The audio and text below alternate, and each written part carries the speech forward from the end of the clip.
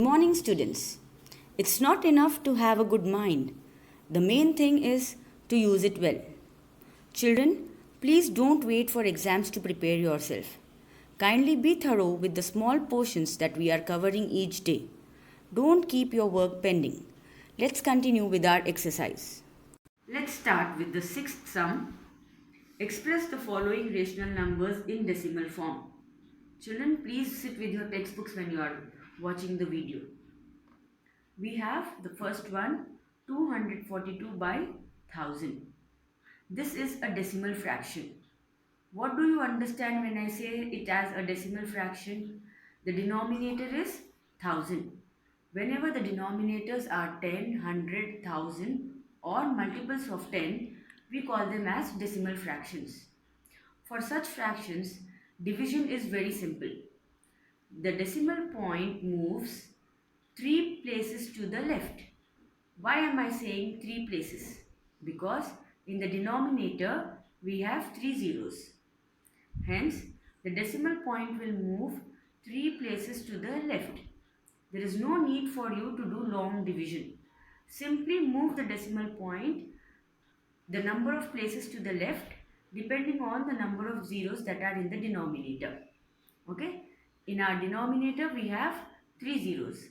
So, in the numerator, the point moves 3 places to the left. The numerator is 242. That means the decimal point is after 2.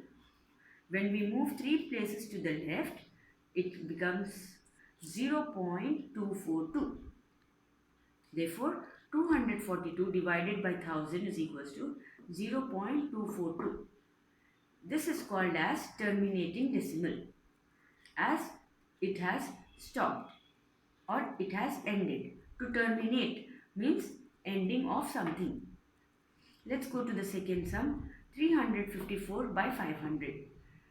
The denominator is not a multiple of 10, but we can write its equivalent rational number whose denominator will be 1000. Okay, so to do that, we need to multiply the denominator by 2. If I multiply 500 by 2, it becomes 1000. Because we are multiplying the denominator by 2, we will multiply the numerator also by 2. So that becomes 708 by 1000. In the denominator we have 3 zeros.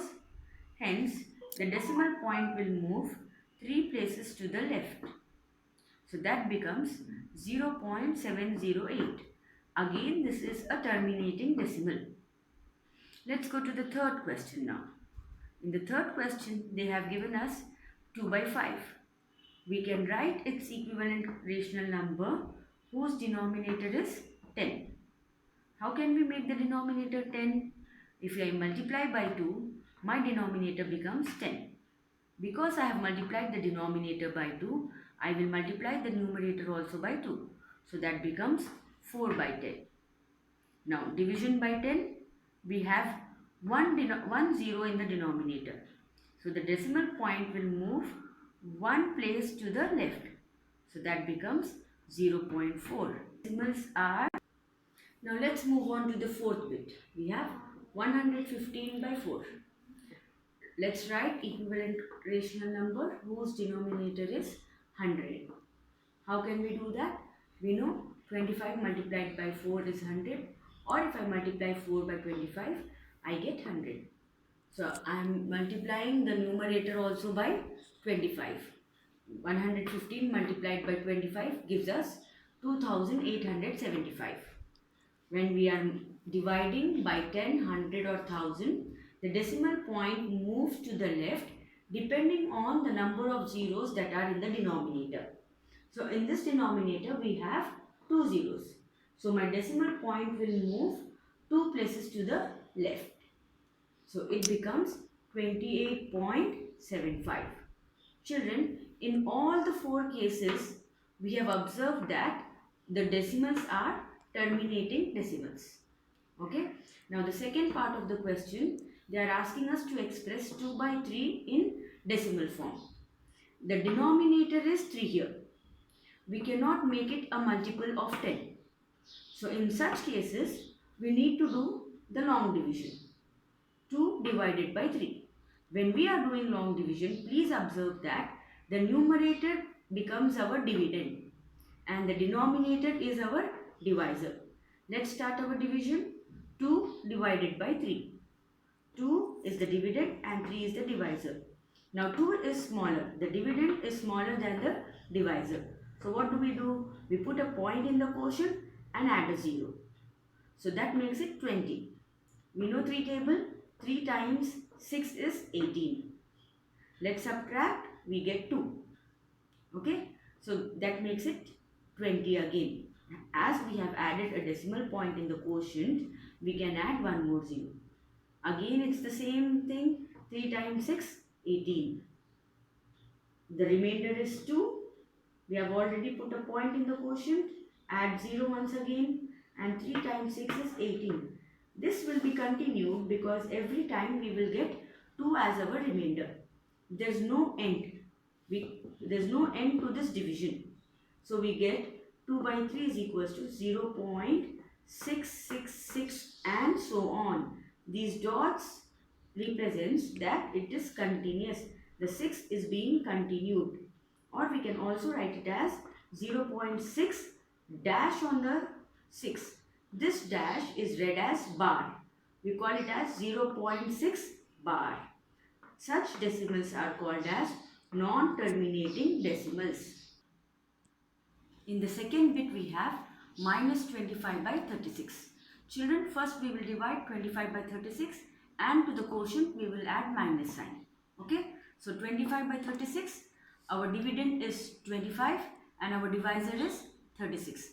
We all don't know 36 table. When you don't know the table, to the right hand side, please write the table that helps you in dividing, in your division. It helps you in division. I have written 36 table here. Please see 36 once is 36, then you keep on adding and you can write 1, 2, 3, 4, 5, 6 like this till 10. So with this we have got the complete table of 36. So now if you observe, our dividend is smaller than the divisor. So I will put a point in the quotient and add a 0 here. So now I have 250. How many times is 250 in 36 table? If I observe the table here, I have 36 sevens is 252, which is greater than 250. So I will take the lesser number. I will go with 36 6 36 6 is 216. So let me write 36 6 216. On subtracting, I get the remainder as 34. Because we have already put a point in the quotient, I will add one more 0. So I am left with 340.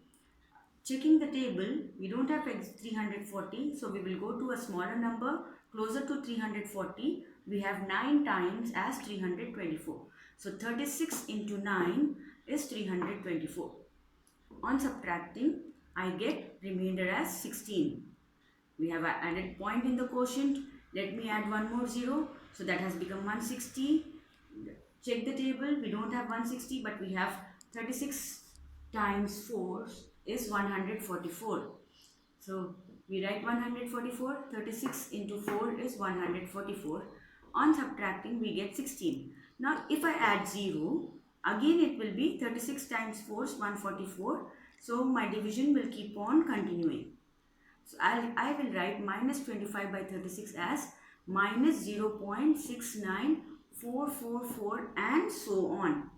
That means again there is no end to this division. So what kind of decimal is this? It is non-terminating decimal, which can also be written as minus 0.694 bar. Please see children, the bar is only on 4. That means only 4 will be repeated. Homework time children.